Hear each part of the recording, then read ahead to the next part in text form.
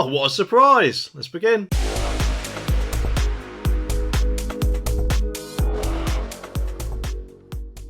"50 migrants packed on a dinghy shunned French help yesterday, saying, 'We want UK assistance!' Border Force took them to Dover, leading an MP to say that we must stop acting as a channel taxi service.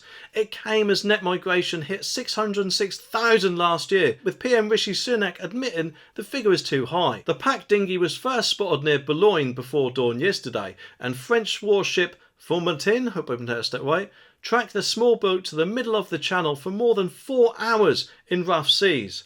The migrants turned down offers of help. The Formenton then got in touch with Border Force vessel Ranger at 7 AM to say the passengers only wanted UK assistance.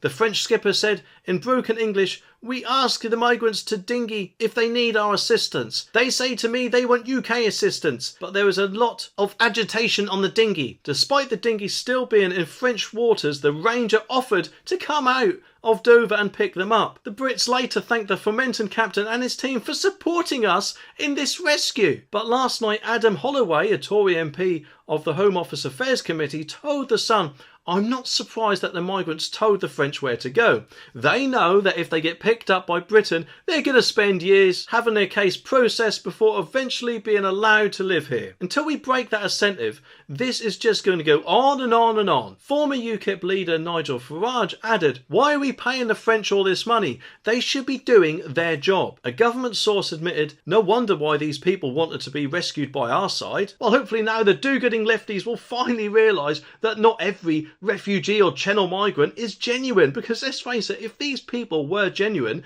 they'd have been happy for the French to help them, wouldn't they? Especially being stuck in water for 4 hours, presumably refusing help the whole time, whilst they then wait for us to come along and rescue them. And the most pea-taken thing out of it is we then thank the French for helping us with our rescue. It's not our rescue, it's their rescue. Personally, I think that French boat should have said to them, 'I'm sorry, you didn't get your choice who rescues you. You're in our waters, we'll tow you back to France.' But of course they're not going to do that, are they? Because they realise that these people will try to do it again, and therefore it'll be another boat they've got to look out for. And unfortunately, I think that guy is right. This is now going to go on and on and on, especially if any people in distress realise that they can just say no to the French, 'We want UK,' and then we'll come out there and get them. Personally, I think the only way we're going to stop this sort of thing from happening is when our boat rescues them, is to actually tow them back to France ourselves, and then puncture their dinghy for them. And before some say, 'But they're refugees, they could be refugees,' France is a safe country, so they should be perfectly safe back at France. And as I said before, I've got no problem with legal migration. It's the illegal part I have a problem with. And as far as I'm concerned, anyone who comes over here from France is, in my view, going to be an illegal boat person, because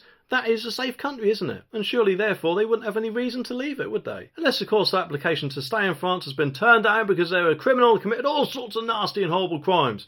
But in that case, why should we then have to accept them and put our own citizens at risk? It's just not right or fair. And I'm guessing that these people who were stopped and got the taxi company of their choice probably didn't have any ID documents on them either. It wouldn't surprise me. And if anything, in my opinion, actually makes us look like a complete laughingstock and just makes a mockery of our points-based system. It kind of makes it seem optional, doesn't it, when it really shouldn't be. Our unelected Prime Minister Rishi Sunak has made some tough talk, but whether he's got the cojones to follow it through is indeed another matter. Anyway, subscribe for more and I'll see you in the next one.